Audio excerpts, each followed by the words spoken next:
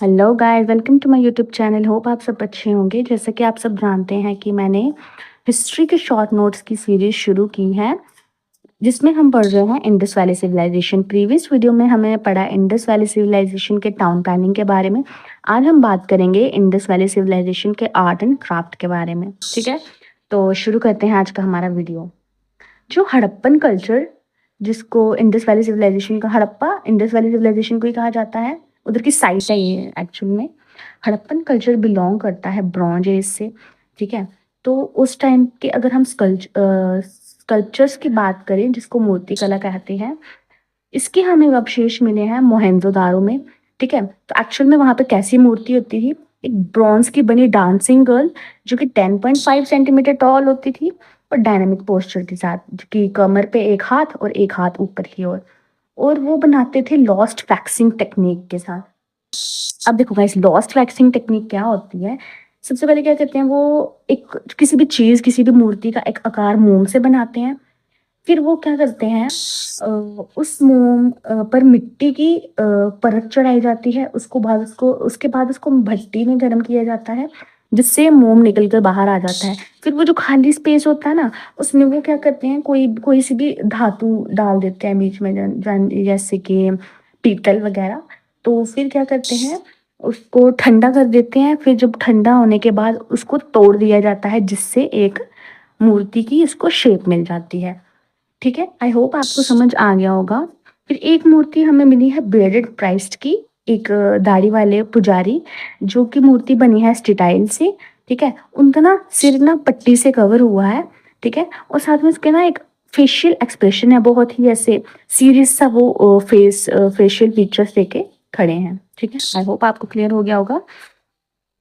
Next हम बात करेंगे उस टाइम के टूल्स की। उस टाइम पे कॉपर और ब्रॉन्ज के टूल्स यूज किए जाते थे, और जो ब्रॉन्ज है वो कॉपर और टिन से बनता है। तो वो मंगवाते कहाँ से? वो खेतरी राजस्थान से, और टिन वो लोग मंगवाते थे अफगानिस्तान से।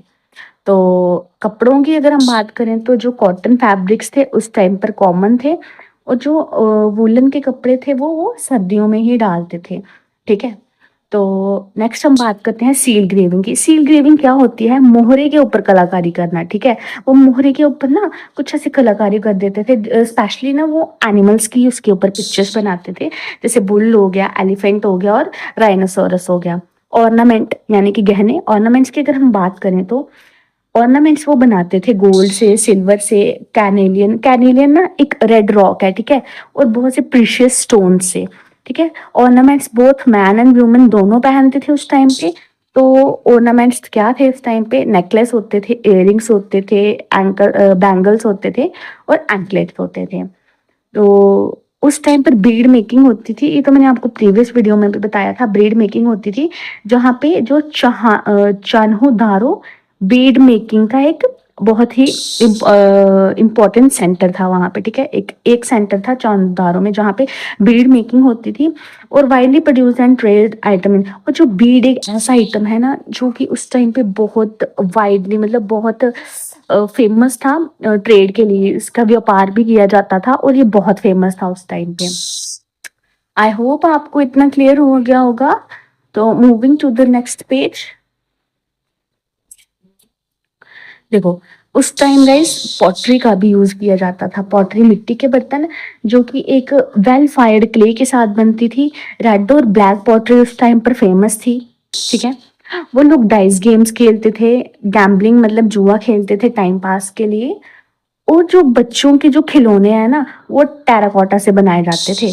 ठीक है, अब वो टॉयज क्या होते थे? एनिमल कार्ड्स होते थे, मतलब बीन्स के साथ स्पिनिंग टॉप्स, ये भी उस टाइम बच्चों के खिलौने होते थे, जो कि टेराकोटा से बनते थे। और वो एनिमल फिगर्स बनाते थे, जिनके सिर भी हिलते थे और टांग भी हिलती थी। और जो टेराकोटा है ना, वो हाउस होल्ड आइटम्स के लिए भी यूज किया जाता था, सिंबलिक और रिलीजियस पर्पज के लिए भी यूज किया जाता था।